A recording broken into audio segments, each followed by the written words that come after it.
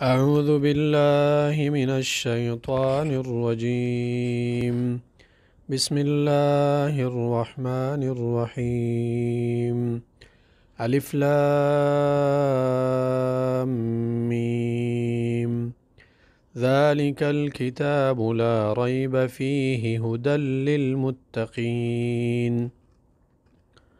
سورہ بقرہ کی تفسیر جاری ہے۔ آج حروف مقطعات کے حوالے سے بات کریں گے اور سورۃ بقرہ کی پہلی آیت کی تفسیر مختصر انداز میں کی جائے گی۔ الف لام میم ان کو حروف مقطعات کہا جاتا ہے، یعنی وہ حروف جن کی ادائیگی الگ الگ کی جاتی ہے، اور یہ 14 حروف ہے، اور قرآن کریم کی 29 سورتوں کے ابتداء میں یہ موجود ہے۔ سورۃ بقرہ سے شروع ہوتے ہیں اور آخری سورت جس میں حروف مقطعات ہے وہ سورۃ قلم ہے۔ تو قرآن کریم کی 29 سورتوں کے ابتداء میں یہ حروف استعمال ہوئے ہیں، اور یہ حروف سورتوں کے ابتداء میں ایک حرف بھی آتا ہے، جیسے قاف ہے، نون ہے، صاد ہے۔ 2 حرف بھی آتے ہیں جیسے یاسین، طٰہٰ ہے، اور 3 حرف بھی آتے ہیں جیسے الف لام میم ہے، الف لام را ہے۔ 4 حرف بھی آتے ہیں جیسے الف لام میم را ہے، اور 5 حرف بھی آتے ہیں جیسے حا میم عین سین قاف ہے۔ اور ان کے معنی کے بارے میں صحیح قول علماء کا یہ ہے کہ ان کا معنی اللہ تعالیٰ کے سپرد کیا جائے، اور یہ بہت سارے مفسرین نے یہ بات لکھی ہے، اور ان میں تکلف سے کام نہیں لینا چاہیے، کیونکہ رسول اللہ صلی اللہ علیہ وسلم سے ان حروف کا معنی منقول نہیں ہے۔ تو اس وجہ سے جب اللہ کے رسول صلی اللہ علیہ وسلم سے منقول نہیں ہے تو ان کا معنی نہیں کیا جائے گا۔ سوال یہ ہے کہ اگر ان کا معنی ہم نہیں جانتے اور معنی صرف اور صرف اللہ تعالیٰ جانتے ہیں، تو ان حروف کو قرآن کریم میں ذکر کرنے کا کیا مقصد ہے؟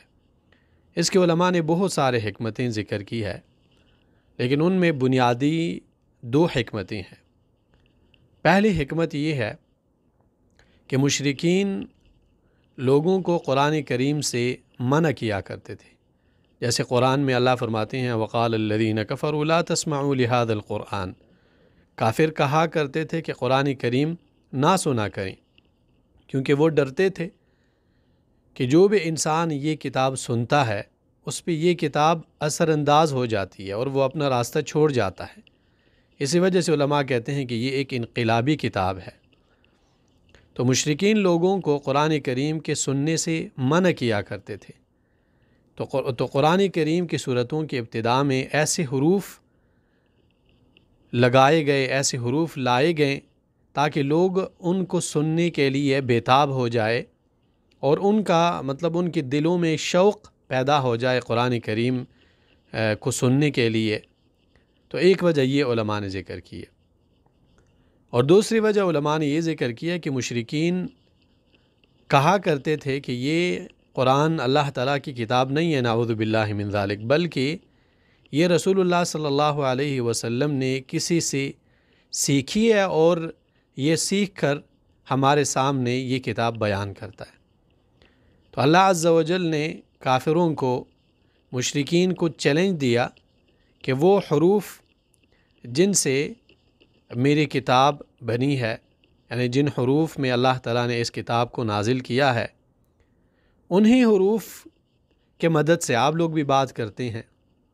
تو اگر آپ اتنے سمجھدار ہیں تو اس طرح کے حروف، آپ ان حروف کا معنی آپ کیجئے، یا پھر یہ ہے کہ یہ حروف، ان حروف کو آپ اچھی طرح جانتے ہیں، جیسے اللہ سبحانہ و تعالیٰ کی کتاب ہے، اس طرح کہ آپ کوئی کتاب لی آئیں۔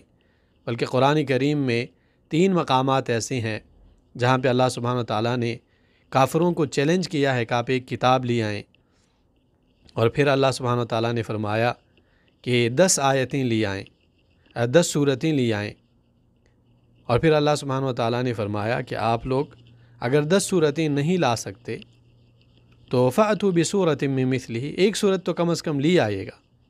تو اس میں تحدی ہے، چیلنج ہے اور مقابلے کی دعوت ہے جو مشرکین نہیں کر سکے بلکہ کفار نہیں کر سکے۔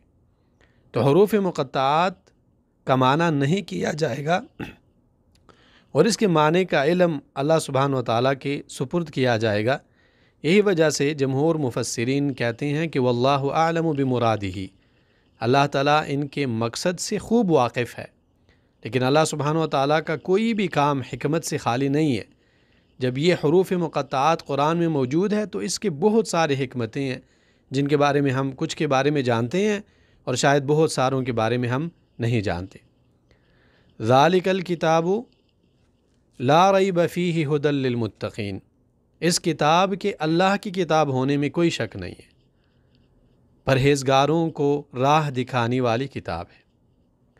اللہ سبحانہ و تعالیٰ نے اس کتاب کی عظمت ذکر کی ہے اور مفسرین فرماتے ہیں کہ ھذا کی جگہ یہاں ذالکہ لگانے کا مقصد بھی یہ ہے کہ یہ اس کتاب کے بلند اور اعلیٰ شان کی طرف اشارہ ہے کہ یہ بہت ہی اعلیٰ کتاب ہے، اور کائنات میں جتنی بھی کتابیں موجود ہے آج تک نہ ایسی کتاب آئی ہے اور نہ کبھی آئے گی، اور یہ کتاب ہر اعتبار سے اعلیٰ ہے۔ یہ الفاظ کے اعتبار سے بھی اعلیٰ ہے، یہ معنی کے اعتبار سے بھی اعلیٰ ہے، یہ لغت کے اعتبار سے بھی اعلیٰ ہے، نسق اور لہج کے اعتبار سے بھی اعلیٰ ہے۔ تو یہ بہت ہی اعلیٰ کتاب ہے، اور یہ پھر الکتاب کا مطلب ہے کہ کامل کتاب ہے۔ چاہے پوری کائنات اکٹھی ہو جائے کہ قرآن میں کوئی نقص نکالے، کوئی کمی نکالے تو نہیں نکال پائیں گے، ایسی کامل کتاب ہے لا ریب فیہ، اور اس کے اللہ کی طرف سے ہونے میں کوئی شک نہیں ہے، کوئی شک نہیں ہے کہ یہ کتاب اللہ کی طرف سے نازل ہے۔ اس کتاب کے الفاظ بھی اللہ کی طرف سے ہے، معنی بھی اللہ سبحانہ و تعالیٰ کی طرف سے ہے، اور اس میں کوئی شک نہیں ہے کہ یہ اللہ تعالیٰ کی کتاب ہے۔ جیسے قرآن میں اللہ فرماتے ہیں کہ تنزیل الکتاب لا ریب فیہ من رب العالمین، اس کتاب کا نازل ہونا اس اللہ کی طرف سے ہے جو کہ کل کائنات کی تربیت کرنے والے ہیں۔ تو اس کتاب کے منزل من اللہ ہونے میں کوئی شک نہیں ہے۔ ھدی للمتقین، یہ ایک ایسی کتاب ہے جو کہ راہ دکھانے والی ہے متقین کو، یعنی پرہیزگار لوگوں کو یہ کتاب راستہ دکھاتی ہے۔ اور اس کا کیا طریقہ ہے؟ اس کا طریقہ یہ ہے کہ انسان میں تقویٰ ہو، اور تقویٰ کا جو مختصر مقصد علماء نے ذکر کیا ہے وہ یہ ہے کہ انسان اللہ تعالیٰ کے اور اللہ کے رسول کے اوامر پر عمل کرے، اور جن چیزوں سے اللہ اور اس کے رسول نے منع فرمایا ہے اس سے منع ہو جائے۔ جس انسان میں یہ دو چیزیں آ جائیں کہ اللہ سبحانہ و تعالیٰ کے فرامین پر عمل کرے اور نواہی سے اجتناب کرے، یہی انسان متقی ہے اور یہی انسان پرہیزگار ہے۔ اور ایسے لوگوں کے بارے میں اللہ سبحانہ و تعالیٰ نے فرمایا ہے کہ ایسے لوگوں کو اللہ تعالیٰ کی یہ کتاب سیدھا راستہ دکھاتی ہے، ایسا راستہ جو ان لوگوں کو اللہ تعالیٰ تک اور جنت تک پہنچا دے۔ وصلی اللہ تعالیٰ علی خیر خلقہ محمد۔